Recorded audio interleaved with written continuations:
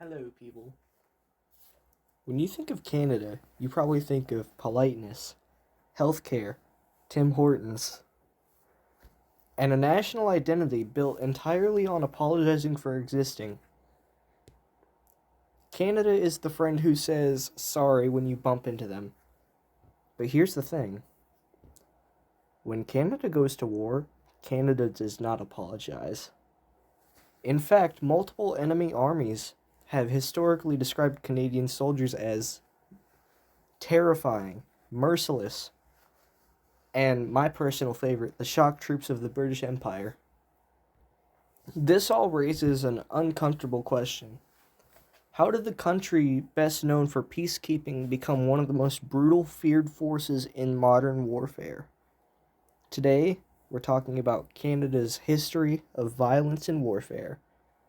Why did it happen? What myths are exaggerated?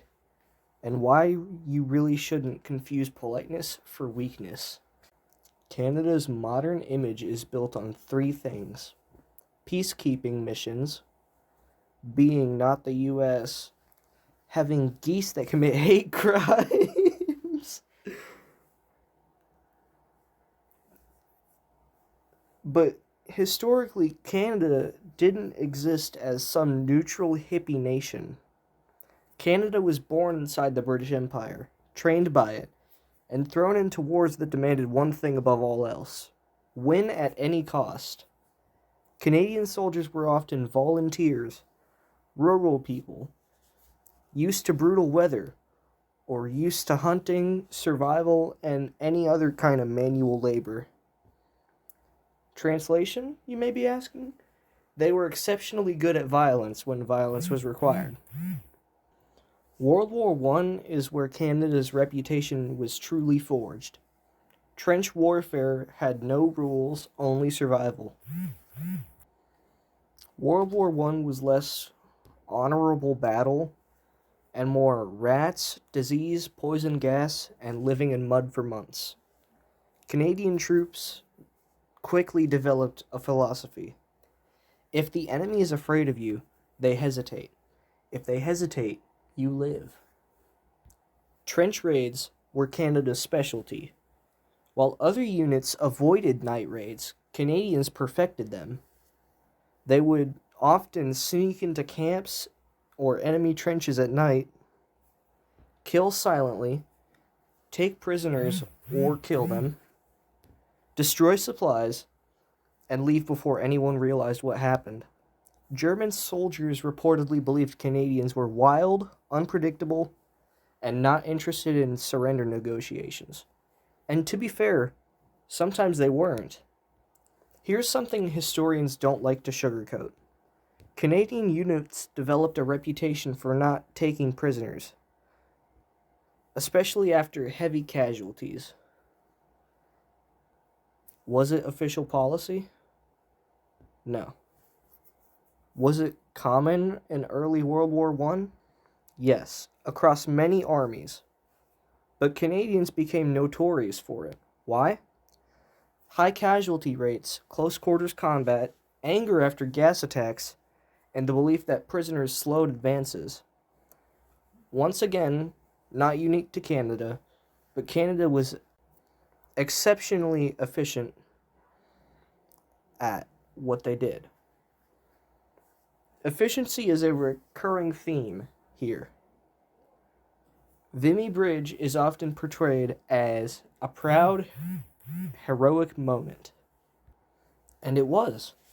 But it was also a masterclass in coordinated violence. A preview of modern combined arms warfare. And Canadian troops did three things most of the time.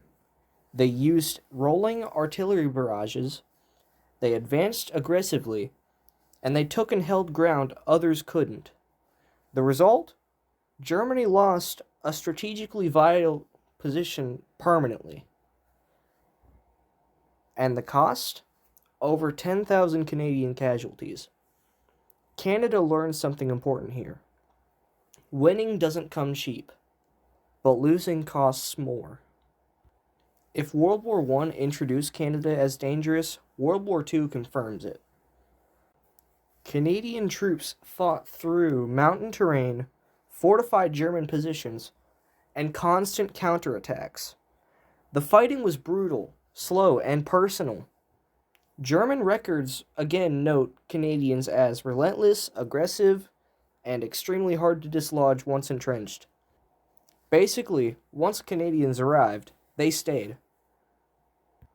On D-Day, Canadians landed at Juno Beach. By the end of the day, they had advanced farther inland than almost any other Allied force. That's not because the beach was easier. It's because Canadian units kept pushing, took heavy losses, and refused to stop. Later in Normandy, Canadian forces were involved in some of the fiercest fighting of the campaign.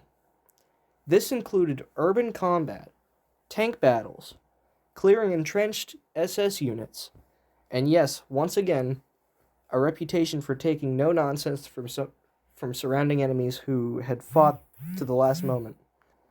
Were Canadians uniquely brutal? No. Were war crimes committed? Yes, as they were by nearly every other major combatant in total war. The important context of this: total war blurred moral lines. Survival often overrode protocol. Modern Canada acknowledges this history and does not glorify the atrocities.